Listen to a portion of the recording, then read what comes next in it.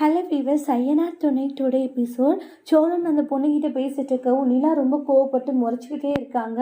உடனே வந்து அண்ணன் ரொம்ப ஓவர போதில் விடுற பல்லவா, உனக்கு இந்த பொண்ணு இல்லைன்னா என்ன வேற ஒரு பொண்ணு உனக்கு கண்டிப்பாக கிடைக்காமலேயே போயிடும் அப்படின்றாங்க. அதனால பெருசாக இதெல்லாம் நினச்சி நீ கவலைப்படாத. ஐயோ அண்ணி, அதெல்லாம் எனக்கு ஒன்றும் கவலைலாம் இல்லை அண்ணின்றாங்க. நீங்கள் அதெல்லாம் நினச்சி இது பண்ணிட்டு இருக்காருங்கன்னுவாங்க. அண்ணன் தேவையில்லாமல் வேலை பண்ணிட்டு இருக்குன்னு சொல்ல வந்தானுவாங்க.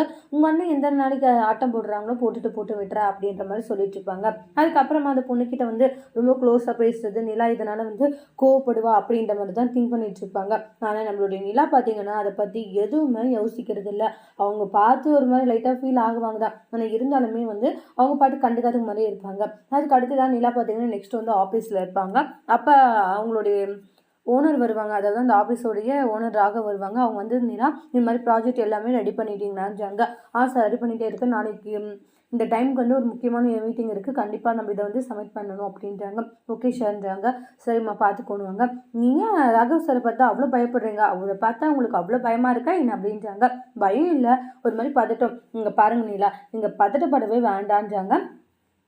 நார்மலாக இருங்க, ராகவ் சார் வந்து ரொம்ப நல்லவர் தான்றாங்க. நீங்கள் பயப்படாதீங்க, நீங்கள் நல்லா தானே எல்லாமே பண்ணியிருக்கீங்க, அப்படி இருக்கும்போது நீங்கள் பயப்படாதீங்க. சரி வாங்க ஒரு டீ ஆச்சு குடிச்சிட்டு வரலான்றாங்க. இல்லை எனக்கு வேண்டான்றாங்க. ஏன் இவ்வளோ பயப்படுறீங்கன்னு தான் எனக்கு தெரியலன்றாங்க. அதுக்கு அடுத்ததாக பார்த்தீங்கன்னா ஒர்க் பண்ணிகிட்ருப்பாங்க நம்மளுடைய சேரன், அதுக்கப்புறமா அவங்களுடைய ஃப்ரெண்டெல்லாம் ஒர்க் பண்ணிட்டு இருக்கும் போது அப்போ சந்தா வந்து சாப்பாடு எடுத்துகிட்டு வருவாங்க, சாப்பிட்லான்னு சொல்லுவாங்க. அதுக்கப்புறமா அவனுக்கு ஃபோன் வருதுன்னு சொல்லிட்டு சந்தாவுடைய அண்ணா சாப்பாடு எடுத்துகிட்டு ஃபோன் எடுத்துகிட்டு போயிடுவாங்க.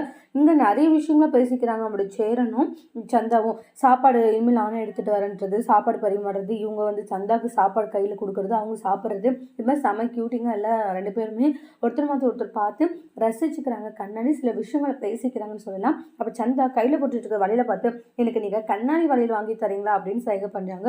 ஒரு நிமிஷம் சேரனுக்கு புரியல, அப்புறம் தான் புரியுது, ஓ நான் உனக்கு கண்ணாடி வலையில் வாங்கி தரணுமா, நான் வாங்கி தரேன்னுவாங்க. அவள் செம க்யூட்டாக நம்மளுடைய சேரன் சிரிக்கிறது, நம்மளுடைய சந்தா செம க்யூட்டாக ரசிக்கிறது, இது மாதிரி நிறைய ஃபன்னிங்கான விஷயங்களும் நடந்துகிட்டு இருக்கு. அதுக்கப்புறமா பார்த்தீங்கன்னா வீட்டுக்கு வராங்க. எல்லாம் இவ்வளோ சீக்கிரம் வந்துட்டு இருக்கீங்க அப்படின்ற மாதிரி நம்மளுடைய சோழன் சொல்கிறாங்க. நீலாம் தனியாக இருப்பாங்கன்னு வந்த மலையில் போய் வேலை செய்ய முடியுமாடா, மலையில வேலையை செய்ய முடியாதுன்னு பாண்டியும் சொல்லிட்டு இருக்காங்க. ஓ அப்படியா. அதுக்கப்புறம் அண்ணன் சந்தாவுடைய ஞாபகத்தில் இருக்க போல சாப்பாடு கூட ஒழுங்காக செய்ய மாட்டேங்கிற, டேய் நல்லா தானே செஞ்சேன், உப்புனா உப்பு சாப்பிட முடியல, பல்லவா நீ சாப்பிட்டியா, இல்லைன்னு நிலா நீங்கள் சாப்பிட்டீங்களா, சாப்பிட்டேன், லைட்டாக ஒரு சிட்டிக்கு தான் உப்பு இருந்துச்சு, அப்படியா, டேய் நிலாவோட பேக் எடு, அப்படியே சாப்பாடு இல்லை ஒரு வயசு சாப்பிட்டீங்களா, சாப்பாடு உப்பு இருக்குன்னு தெரிஞ்சு போட்டு ஃப்ரெண்ட்ஸ் கிட்ட ஷேர் பண்ணியிருக்கீங்க, அதுதான் நடந்திருக்கு, சாப்பாடு அப்படியே இருக்குது பார்த்தீங்களா அப்படின்வாங்க. இல்லைப்பா ஏதோ ஒரு ஞாபகத்தில் அண்ணன் இப்போ லவ் மூடு போயாச்சுன்னுவாங்க. அப்பா அவங்களுடைய அப்பா வராங்க.